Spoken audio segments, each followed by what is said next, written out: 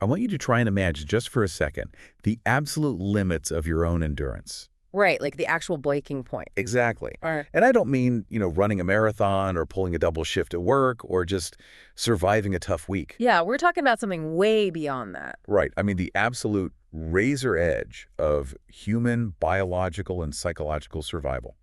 Picture this. You are exactly 14 days postpartum. Oh, wow. Yeah, you have a 2-week-old newborn in your arms.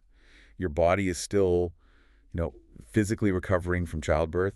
You are fragile, you're exhausted, and completely hormonally depleted. And probably sleep deprived too. Oh, totally.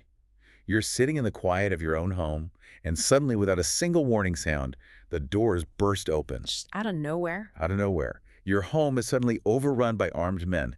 And within a matter of minutes, you are forced out the door into the untamed, freezing wilderness, holding that newborn, surrounded by your other terrified children. It's just terrifying to even think about. It really is. You are beginning a forced march that will just absolutely shatter everything you thought you knew about what a human being can withstand. It's a scenario that genuinely defies our modern comprehension. I mean, we are so insulated by our current world today Yeah, we really are. that the sheer physical shock of that moment, let alone the psychological trauma, is staggering to even try to put into words. You kind of have to strip away centuries of comfort to even begin to grasp the terror of that afternoon. Well, that is the exact reality we are unpacking today. We are taking a deep dive into the harrowing and honestly incredibly complex 1724 captivity narrative of Elizabeth Meader Hanson. Such an intense story. It is. Our mission here is to pull this story out of the dry, dusty pages of textbook history and look at the really gritty, highly nuanced realities of the colonial frontier. Because it's definitely not what you see in the movies. No, not at all. No. We are pulling from this fascinating historical time capsule record preserved in a 1992 Meader family newsletter. Right, which is an amazing resource. It's incredible. It actually reprints Elizabeth's own firsthand account from an 1824 edition, originally titled The Remarkable Captivity and Surprising Deliverance of Elizabeth Hanson. A very classic title for the era. Yeah, very descriptive. Yeah. We're also layering in historical context from researchers like Rainer Kelsey and Frank R. Burnett to help us piece the broader landscape together. So, okay, let's unpack this. Let's do it. Because diving into these primary sources, it feels like unearthing something that just hasn't been sanitized or romanticized by Hollywood at all. Not even a little bit. It's raw, it is brutal, and it's full of these really surprising human contradictions that just stop you in your tracks. Yeah, what's fascinating here is that Elizabeth's account isn't just a survival story. I mean, it absolutely functions as an incredible testament to human endurance, but it is also a microscopic look at a massive collision of empires. Right, it's huge. It's a collision of opposing religions and of raw survival economies. To really understand the macro-level history of North America in the 1700s, you have to look at this micro-level trauma. It's like the whole geopolitical conflict squeezed into one house. Exactly. The massive geopolitical struggles between European powers were literally playing out violently in Elizabeth Hanson's living room. So, before we can even begin to understand how Elizabeth survived this ordeal, we really have to figure out why she and her family were in such an incredibly vulnerable position in the first place. Yeah, the context is everything. Let's set the scene.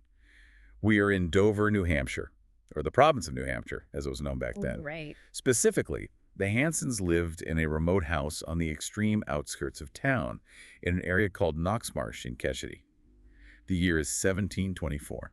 And it is vital to understand the atmosphere of this era because this was not some peaceful pastoral farming community. Not at all. It was an active war zone. The frontier was essentially a powder keg, and the fuse was always burning. Always. If we look at the historical backdrop, the English settlers in this specific region had already endured devastating attacks in 1675, 1689, and 1690. It was just wave after wave. It was. But the defining trauma of the area was the Oyster River Massacre of 1694. During that event, Native American forces swept along the south shore of the river, systematically burning homes and killing or capturing 94 people. 94 people. That is massive for a small colonial settlement. It devastated the community. The whole landscape was just scarred by these recurring waves of violence. And that brings up a detail that completely shifted how I view Elizabeth. She wasn't some naive settler who just moved out there and didn't understand the risks of the woods. No, she knew exactly what was out there. Right. Elizabeth Meader Hanson was born in 1684. That means she was 10 years old during the Oyster River Massacre. Wow. Yeah, and the historical records from Durham show that the Meader garrison, her own family's fortified home, was one of the 16 houses burned to the ground during that raid. So she literally saw it happen. She grew up in the literal ashes of this violence. She knew exactly what the frontier was capable of. That underlying trauma dictates so much of her reality, you know.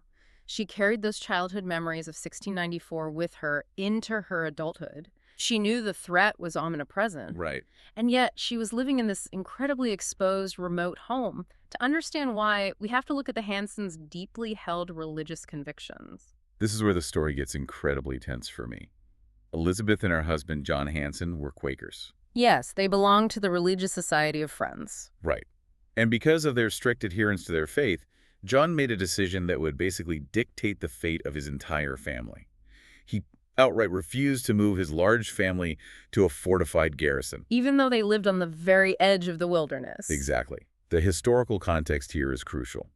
According to early histories of New Hampshire, there were many Quaker families in the town of Dover who scrupled the lawfulness of war. Yeah, and what that meant in practice was a radical, unyielding pacifism. Like total nonviolence. Total. Their deep theological convictions dictated that they could not take up arms to defend themselves, nor could they seek the protection of military fortifications or armed guards. Because they believed that relying on weapons was a failure of faith. Right. They believed God would protect them, and taking up arms was a violation of their core principles. But the reality of the frontier didn't respect those theological nuances. The enemy forces sweeping through the area made no distinction between a heavily armed militia member and a pacifist Quaker family. No, they just saw a vulnerable, unprotected target. And I have to push back here a little, or at least play devil's advocate, because as I was reading this, I found myself so deeply frustrated with John Hanson. I think a lot of people reading it feel the same way. Right. You have this large family. You live on the absolute edge of the unknown. Your wife barely survived a massacre as a child. So I keep asking myself, like, was this an admirable display of unyielding faith on John's part, or was it just incredibly dangerous, almost arrogant naivete? What is the tension there between ideological purity and frontier pragmatism? Well, that is the ultimate dilemma of the pacifist living in an active war zone, isn't it? And it's a question that has no comfortable answer. It really doesn't. From the perspective of pure faith, John's refusal to rely on violence or walls was a profound demonstration of his trust in divine providence. He was living his principles to the absolute letter. Refusing to compromise his soul for bodily safety. Exactly. But from a perspective of raw survival, it was undeniably reckless. He left his family entirely defenseless. Differently exposed. The ultimate tragedy here is that John's absolute commitment to peace resulted directly in his family being thrust into the most extreme, intimate violence imaginable. And we need to clarify that this violence wasn't just random chaos. We often have this misconception of frontier attacks as spontaneous crimes of opportunity, like a sudden raid. Right, like they just happened to be walking by. Yeah, exactly. But the records give us the larger context of why this specific area was being targeted. Yeah, we are really looking at the mechanics of proxy warfare here.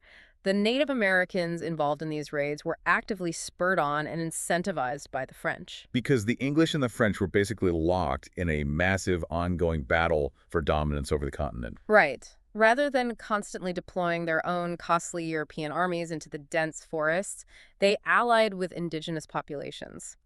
The French supplied, armed, and rewarded native groups, in this case French allied Mohawks, to launch destabilizing attacks on rival English settlements.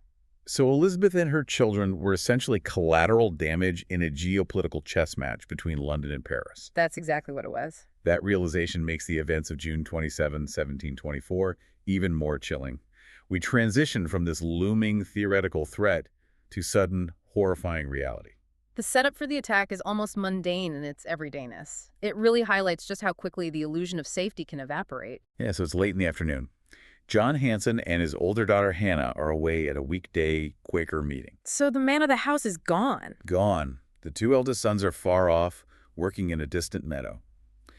Elizabeth is home. And remember, she is exactly 14 days postpartum. Which means she is physically tender, weak, and recovering. Right. She is in the house with her newborn babe, a servant maid, her 16-year-old daughter Sarah, a 14-year-old daughter, a 6-year-old boy, and 2 little toddlers, aged 3 and 4. Just a house full of women and very young children. Exactly. Then the infiltration happens. A party of 13 Native Americans abruptly enters the home, and Elizabeth's own recollections reveal a detail that fundamentally changes the profile of this attack. Yeah, she later learned that these men hadn't just been wandering through the woods, they had been stalking the house. Hiding in the surrounding fields for days. Just watching. Here's where it gets really interesting. They were waiting, biding their time, until they confirmed that John Hanson and the older, capable men had left the property. It completely shatters the myth of the disorganized frontier raid. It really does. This was a highly calculated, patient military operation. They identified a target, surveilled it, and waited for the exact moment of maximum vulnerability. That tactical patience is just terrifying. When they finally initiated the assault, they moved with overwhelming intentional aggression. Elizabeth notes that they came in all naked with their guns and tomahawks and in a great fury. A great fury. Yeah, and that fury was a deliberate psychological tactic. By striking absolute terror into the inhabitants immediately, they paralyzed them, preventing anyone from running or fighting back. They needed total compliance. Exactly, to quickly loot the house and secure the captives without raising an alarm. But the sheer terror of that home invasion had an unintended consequence. As the captors were hurriedly rifling through the home, packing up linen, woolen cloth, and anything of value, the 2 little toddlers, the 3- and 4-year-old, were completely overwhelmed by the chaos. Understandably so. Right, completely understandably. Under such a massive surprise, they started to shriek and cry aloud. Yeah. And this is the moment where the brutal, terrifying pragmatism of the raid is fully exposed.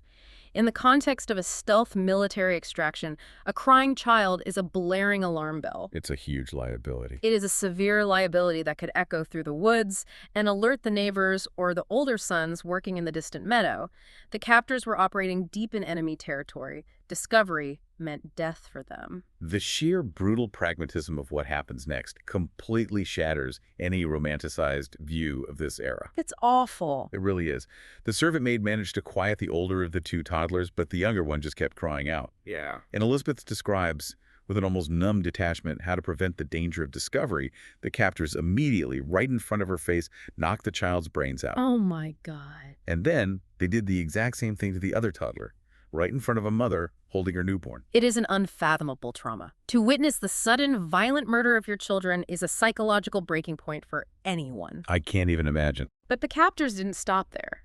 The violence was transactional. Elizabeth notes that after killing the 2 children, they scalped them. Right, the scalps. And we really need to explain the mechanics of scalping here, because it wasn't just an act of savagery, it was an economic system. An economic system. Yes.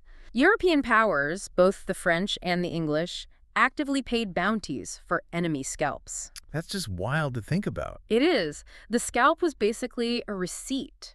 It was tangible proof of a kill that could be exchanged for weapons, goods, or money back in French territory. So they murdered 2 toddlers, cut the skin from their heads for a bounty, and packed those scalps right alongside the stolen linen and cloth from the Hansons' own cupboards. Just grouped in with the plunder. The emotional whiplash of that moment is something I simply cannot comprehend. Elizabeth is watching her world be slaughtered, but she cannot even afford the luxury of reacting. She can't break down. No. She later wrote that she bore this as well as she could, not daring to show much uneasiness, lest they should do the same to her remaining children. I really want you, listening to this right now, to try and inhabit Elizabeth's mind in that exact second. Put yourself in your shoes. You are physically exhausted from giving birth 2 weeks ago. You have a fragile infant clutched to your chest. You've just watched your 3- and 4-year-old brutally executed. It's too much. And you realize, with absolute terrifying clarity, that if you scream, if you sob, if you show a fraction of the agony that is currently tearing your soul apart, the men standing in your living room will instantly kill your remaining children. You just have to shut it off. You have to swallow your grief whole, bury it instantly, and present a calm, compliant exterior just to keep your family breathing for 1 more minute. She writes this heartbreaking line saying she would have been exceeding glad if they had kept out of sight until we had gone from the house. Oh, that's devastating. Just that desperate, retroactive wish that the toddlers had stayed hidden in a corner. But there is no time to mourn. The captors immediately force them out. Elizabeth, the newborn, the 6-year-old boy, the 14-year-old daughter, 16-year-old Sarah, and the maid. All pushed out into the woods. And to add insult to this immense injury, the captives are forced to physically carry the spoils of their own home. Elizabeth had her babe in her arms, plus she had to manage the 3 children that could walk, while the group was loaded down with stolen goods. And thus begins the march. The immediate threat shifts from the sudden, intimate violence of the home invasion to the sustained, grueling elements of the Canadian wilderness. It's like jumping from the frying pan into the fire. Exactly. They are heading north, deep into French Allied territory, embarking on a journey that will test the absolute limits of human physiology. The physical toll of this journey stretches credulity. We're talking about 26 days of hard travel. Almost a full month. 26 days over mountains, lakes, and what Elizabeth describes as prodigious swamps. At times, the mountains are so incredibly steep that she is forced to literally creep upon her hands and knees just to make upward progress. We have to keep bringing this back to her physiological state. 2 weeks postpartum. In modern medicine, a woman at that stage is advised to minimize stairs, to rest extensively, to let her internal organs heal. Elizabeth is climbing mountains on her hands and knees. It's medically insane. It really is. She is wading through freezing rivers up to her waist. She is sleeping on the cold, damp ground in the open woods. Furthermore, she notes they carefully avoided all established paths. To avoid the militia. Exactly. They were moving evasively, bushwhacking through the densest parts of the forest so their footsteps wouldn't leave a trail for the English militias to follow. The caloric output required for this, combined with the physical trauma of recent childbirth, is staggering. While the physical torment is pushing them to the brink of death, the psychological torment is happening concurrently. There is one incredibly poignant moment during the march that completely arrested me. Oh, the song. Yes. The group has stopped to rest by the side of a run or a small river. The captors decide they want some entertainment. So they turn to the eldest daughter, 16-year-old Sarah, and demand that she sing them a song. And the song Sarah chooses to sing in that moment is profoundly revealing. She doesn't sing a folk song or a lullaby. She chooses the 137th psalm. Which is such a specific choice. It is. She sings, "By the rivers of Babylon, there we sat down, yea, we wept when we remembered Zion. We hanged our harps upon the willows in the midst thereof. For there they that carried us away captive required of us a song, and they that wasted us required of us mirth." Just pause and think about the layers of that. A 16-year-old girl in 1724, marching in captivity through the muddy, freezing New England wilderness, reaches back into ancient Babylonian captivity scripture to process her current trauma. It's incredible. She is drawing a direct, unflinching parallel between the ancient Israelites being forced to perform for their captors and her own situation sitting by a river in North America. A completely profound connection for a teenager to make. Right. Elizabeth writes that it was very affecting and her heart was very full of trouble. But she was also deeply comforted that her daughter had such a strong spiritual anchor. It speaks volumes about the deep, ingrained religious literacy of the colonial Quaker community. Faith functioned not just as a Sunday belief system, but as a practical psychological framework for processing extreme suffering. It was a survival tool. Absolutely.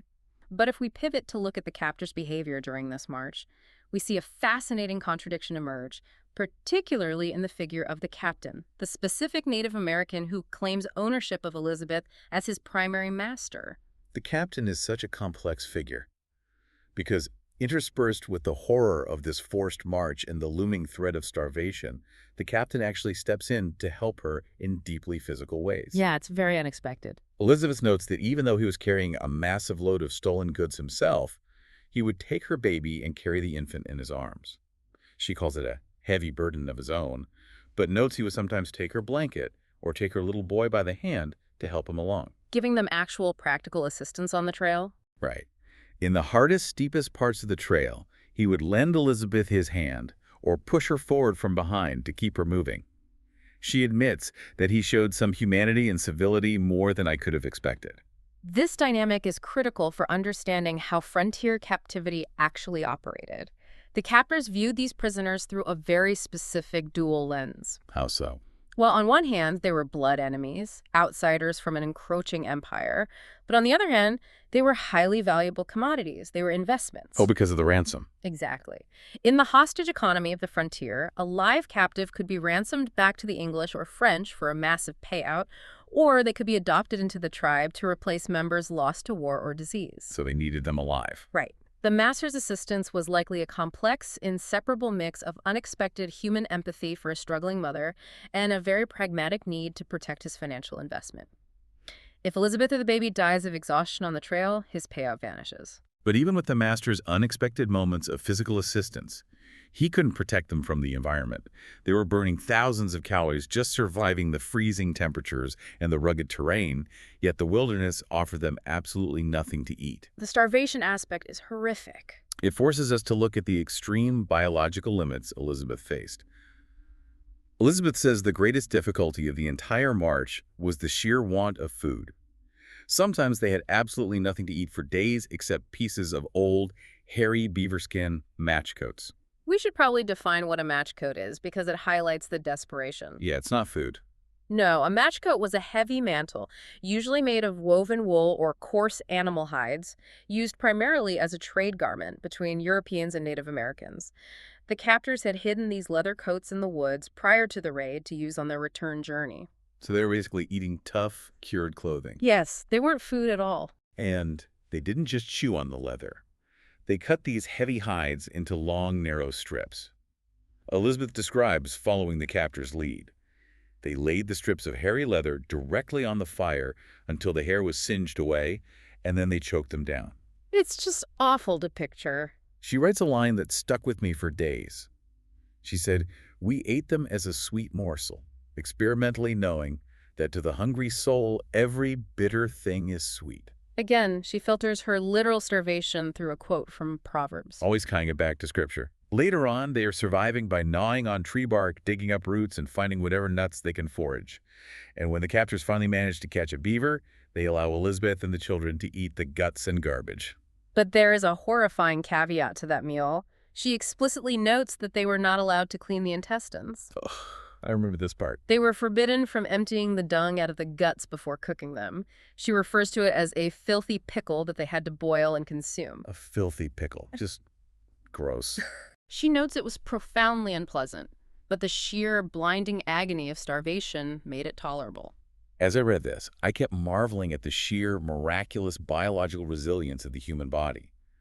Because of the extreme physical fatigue, the freezing cold, and the absolute lack of calories, Elizabeth's breast milk naturally completely dried up. Of course it did. But she still had a 14-day-old infant, entirely dependent on her for survival. So how did she keep that baby alive? This part is amazing. She would take freezing cold river water into her own mouth. She would hold it there until her body heat warmed it slightly. Then she would let that warmed water fall directly onto her breast, allowing the baby to suck the water in while attempting to nurse. She literally turned her own body into a mechanical funnel. Yes. To keep this infant hydrated when her biology failed her. When they finally had that filthy broth boiled from the uncleaned beaver guts, she fed that to the baby in the exact same way. It is an astonishing testament to maternal ingenuity and an unbreakable will to survive. But she wasn't entirely alone in this struggle. She mentions a pivotal moment where another Indian woman, a squaw in the traveling party, advised her on how to forage. Oh, right, the walnut milk. Yes! This woman showed her how to take walnut kernels, clean them, and heat them with water until the mixture took on the appearance of milk, adding just a pinch of precious Indian cornmeal. Like an early version of nut milk. Exactly. This specific concoction finally provided enough calories to pull the baby back from the brink of starvation. The indigenous knowledge shared between these two women, transcending the massive divide of captive and captor, was literally the mechanism of the baby's survival. It's an incredible moment of shared humanity. After 26 agonizing days, they finally reach the end of the journey. They arrive at the captor's base camp. But the end of the physical march merely introduces a whole new set of stationary terrors. Because the environment shifts, but the danger doesn't. Right. The diet improves slightly. They occasionally get corn, venison, or wildfowl. But the living conditions remain brutal. They are housed in poorly constructed wigwams pitched directly on the cold, damp earth. The harsh northern winter is setting in rapidly. And they don't have proper winter gear. None. Elizabeth notes that their shoes and clothes have completely rotted away. The baby and the little boys begin suffering terribly from frostbite.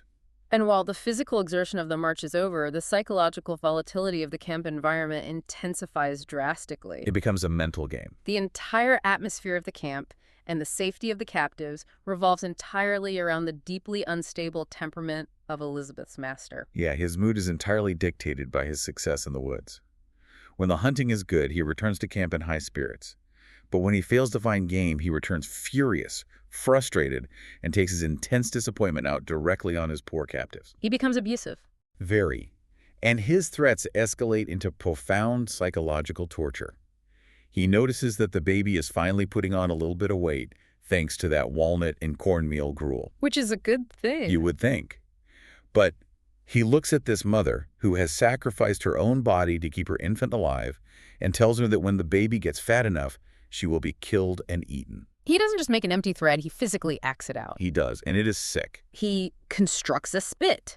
He orders Elizabeth to go out and fetch a specific stick that he is prepared to use as a roasting spit. He forces her to undress her own infant. It's sanity. He feels the baby's arms and legs, assessing the meat, and then casually tells Elizabeth that the child isn't quite fat enough yet, so she should dress her again and keep feeding her until she is in better condition. It is an incredibly sadistic form of terror, just completely weaponizing a mother's success at keeping her child healthy against her. It's psychological warfare. But then the power dynamics of the camp undergo a massive dramatic shift. The master suddenly falls violently ill. Yeah, he is struck down with a great sickness and severe agonizing pain. And as is typical for him, because he is suffering, he lashes out at the most vulnerable targets. He orders his own son to physically beat Elizabeth's 6-year-old boy. And this incident reveals a deeply complex internal dynamic within the Native American camp that we honestly rarely see in these narratives. Yeah, you don't usually get this level of detail. The master gives the order, but his son does not execute it. The son refuses to beat the boy. Why?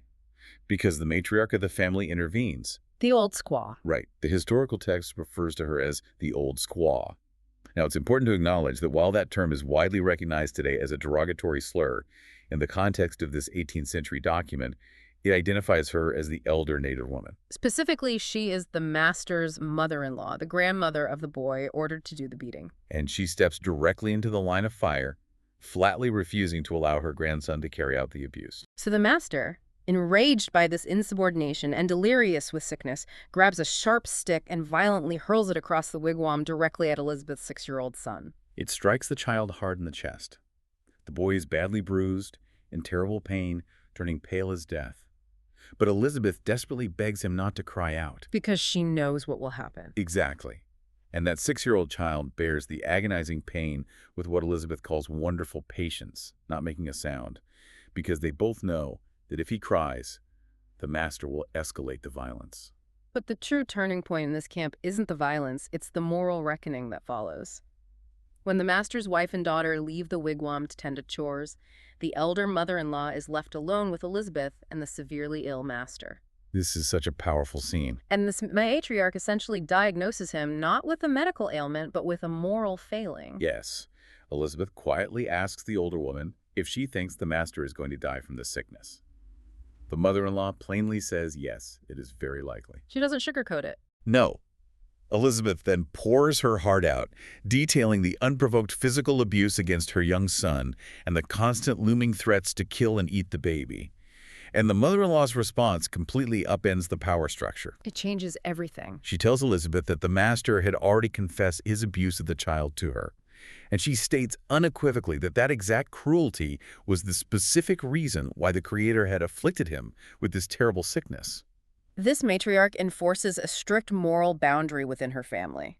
She tells her son-in-law to his face that his gratuitous cruelty brought this suffering upon himself. That is bold. Very bold. And the records note that the master, humbled by illness and his mother-in-law's condemnation, promises never to abuse the captives in such a way again. And he actually keeps his word, right? He does. Elizabeth writes that after this he slowly recovered, but he was fundamentally changed. He was no longer prone to passionate rages, and she notes, "Nor do I remember he ever after struck me or children." I really want to pause and reflect on this, because we so often receive this monolithic, one-dimensional view of indigenous captors in historical media. Oh, absolutely. They are often portrayed as unified, homogeneous forces of hostility.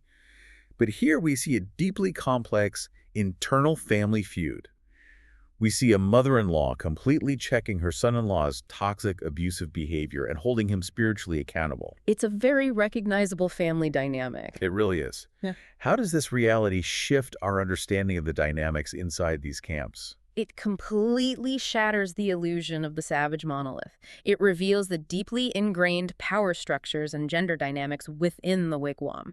This elder woman holds immense moral and practical authority. She isn't intimidated at all. She isn't intimidated by the violent master. She commands his absolute respect. It highlights a critical truth about captivity narratives. Elizabeth's survival wasn't just a matter of divine providence or pure endurance. She had help. Her survival was actively brokered, negotiated, and protected by another woman, a Native American matriarch, across a massive cultural, linguistic, and wartime divide. This elder woman acted as an arbiter of justice within her own family unit, shielding the vulnerable prisoners from gratuitous harm. It's this incredible, bright moment of shared humanity breaking through the terror of war. But the master, despite his moral humbling, remains a deeply pragmatic man. He still wants to get paid. Exactly. Realizing he had just been at death's door and knowing he holds highly valuable assets in his camp, he decides it's finally time to cash in. The long journey, the sickness, the brutal winter, it's time to seek a ransom and offload his investments. This decision propels us into a remarkable intersection of the three major geopolitical powers of the era. This is where the empires collide. You have the Native Americans who hold the physical captives, the French colonials who have the capital and the political motivation to buy them, and the English captives who are just desperately trying to survive the transaction. The master packs up Elizabeth and her younger children and takes them to Port Royal, a major French settlement, to find a buyer, a chapman, as the text calls it, which basically means a merchant or broker. And the negotiation that unfolds in Port Royal is incredibly tense. Very tense. The master demands a staggering 800 livres for Elizabeth. Let's contextualize that currency. A livre was the standard French currency of the time. 800 livres was a massive sum equivalent to several years' wages for an average skilled laborer. It was a fortune. The Frenchman who steps in to negotiate flatly refuses the price. He says it's extortionate, and he counteroffers with 600 livres. And the master does not take that well. No. The master, feeling insulted, flies into a massive rage. He threatens to build a great fire right there in the center of town and burn Elizabeth and her baby alive in full view of the French settlers. But the French merchant calls his bluff with ice-cold pragmatism. He essentially looks at the master and says, "Go ahead, build the fire. I'll even help you gather the wood if you genuinely think burning them will do you more good than walking away with 600 livres." Basically telling him to burn his own money. Exactly. He openly calls the master a fool. The master, realizing he has lost the leverage, relents and sells Elizabeth for the 600 livres. But the haggling doesn't end there. They still have to negotiate a price for the baby. The Frenchman asks why the master is demanding such a high premium for a half-starved infant. And the master's argument is endlessly fascinating. He doesn't try to claim the baby is robust or a good future worker. No, he says she's magic. He claims the baby is a devil. He argues that this infant survived for 26 days on a forced march, consuming nothing but drops of cold water. In his eyes, that supernatural resilience makes the child inherently more valuable. The French merchant shoots back, arguing that no, the child isn't supernatural. She is just ordered by God for a longer life. Yeah. So what does this all mean? It's a crazy negotiation. It's like observing a bizarre, high-stakes system of hostage diplomacy where human lives are traded like commodities. The Native Americans possess the captives, the French purchase them to exert political influence, gain strategic favor, and save souls, and Elizabeth is forced to just stand there silently while men argue over her exact monetary value. It perfectly encapsulates the ransom economy of the colonial frontier. Captives were literal currency. And the French, in particular, had a concerted, well-funded strategy of purchasing English captives from their native allies. Why were the French so eager to buy them? Sometimes this was driven by genuine humanitarian concern to save people from the harsh conditions of the camps, but it was also deeply political and religious. The French Catholic establishment was highly motivated to acquire English Protestant captives in order to convert them to Catholicism. Which perfectly explains what happens the very next day after Elizabeth is ransomed. She has been moved into the French settlement. She notes that she has changed her landlord, her table, her diet, her lodgings. It's a huge upgrade. She actually writes that the French were civil beyond what I could either desire or expect. But that civility comes with immediate religious strings attached. A Romish priest, a Catholic priest, arrives at the house and demands to take her baby. The theological tension in this moment is palpable. The French priest insists that the baby must be baptized immediately. Or else. Right. Their theological framework dictates that if this fragile infant dies unbaptized, her soul will be eternally damned to limbo or hell. They take the child and give her a French Catholic name, Mary Anne Fosway. And Elizabeth's reaction to this forced baptism is so dry, almost deeply sarcastic. It's one of the very few moments in the narrative where you hear a real defiant bite in her voice. She wasn't happy about it. The French landlord tries to comfort her, telling her that if the baby dies now, her soul is saved, and that should please Elizabeth. And Elizabeth writes in her account, "I wish it may prove true." She also notes that this baptism may be designed by God for some great work, and by her life being still continued, it may much more please God than if she should die. The layers of theological irony are absolutely dizzying. Think about the trajectory of this one child. You have a baby born to devout, radical Quaker parents, parents whose commitment to pacifism was so extreme they refused to build a wall around their house. Yeah, true pacifists. That pacifist baby is captured in a bloody raid by French allied Mohawks, carried through the freezing wilderness, threatened with being roasted on a spit, sold for French leaves, and then forcibly baptized by Catholic priests to save her from damnation. It's just unbelievable. The entirely chaotic, colliding forces of early North American colonial history are encapsulated in the first few months of a single infant's life. It really is a microcosm of the entire era. Now, Elizabeth and the baby are physically safe in French territory. Meanwhile, her husband, John Hanson, who survived the initial attack only because he was away at the Quaker meeting, has not been idle. No, he's been frantically searching. Right. The narrative shifts away from the immediate survival of captivity to the agonizing, heartbreaking aftermath. Because captivity doesn't just end when a ransom is paid. The psychological and familial scars echo for generations. John Hanson spent months desperately trying to locate his missing family. About 5 months after the initial attack, navigating incredibly dangerous territory, he finally locates Elizabeth and the younger children living amongst the French in Port Royal. And it is crucial to note that he didn't achieve this alone. The historical records from Rayner Kelsey reveal that the Philadelphia Yearly Meeting of Quakers raised nearly $1,000 to help John Hanson ransom his family. We have to pause on that number. Yeah, $1,000 in 1724 is a staggering, astronomical amount of money. It really is. It demonstrates the incredible organizational power and deep solidarity of the Quaker community stretching all the way down the eastern seaboard. Armed with those funds, John manages to redeem Elizabeth, the newborn, the little boy, and eventually he tracks down and pays the ransom for the 14-year-old daughter. But the family is not whole. No, there's still one missing. There is one crucial piece missing, and this missing piece becomes the central, consuming tragedy of the rest of John Hanson's life. Sarah. The 16-year-old daughter who sang Psalm 137 by the freezing river. She is held back. Yeah. The Native Americans who hold her flat out refuse any and all offers of ransom. No matter how much money John Hanson offers, they will not let her go. And the reason for this refusal is deeply personal to the captors, and it illustrates another massive component of frontier warfare. Assimilation. Assimilation, right. The elder woman, the squaw, who essentially claims ownership of Sarah, fully intends for Sarah to marry her son. Native American tribes, severely depleted by European diseases and constant warfare, frequently used captives not just for a ransom, but to absorb young, healthy individuals into their own family lines to replace lost relatives. So they didn't just want the money. They didn't view Sarah as a prisoner to be sold, they viewed her as a future daughter-in-law. Faced with this immovable wall, John is forced to make the agonizing decision to head homeward to New Hampshire, leaving his 16-year-old daughter behind in the wilderness. Such a hard choice. Elizabeth's account notes that upon returning home, John could not enjoy himself in quiet with us for want of his dear daughter Sarah. He is entirely consumed by this loss. It gnaws at him so deeply that in 1727, 3 full years after the attack, he mounts a second, desperate expedition back into the Canadian wilderness to try and retrieve her. He travels northward with a kinsman, pushing his body to the limit, but he falls severely ill on the journey. He just couldn't make it. Realizing his body is failing him, he tells his kinsman that if it is the Lord's will that he must die in the wilderness, he is freely given up to it. He passes away near Pointe la Chevelure, which is modern-day Crown Point, New York. It's so tragic. He literally worked his body into the ground, venturing back into the hostile frontier, trying to buy back the daughter he failed to protect. I felt such profound heartbreak over the arc of John Hanson.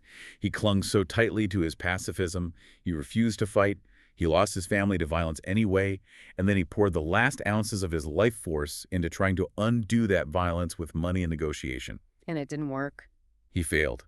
He died in the woods, never seeing Sarah again. Elizabeth herself only lived for another 10 years, passing away in 1737 after what the records describe as a winter of extreme difficulty and illness in the province. But the story of Sarah Hanson doesn't end with her father's death, and her fate raises a deeply complex question about the nature of survival, trauma, and ultimate assimilation. What actually happened to her? What actually happened to Sarah while her father was dying on the trail trying to save her? Well, the genealogical research from Frank R. Burnett finally provides the missing pieces of Sarah's life.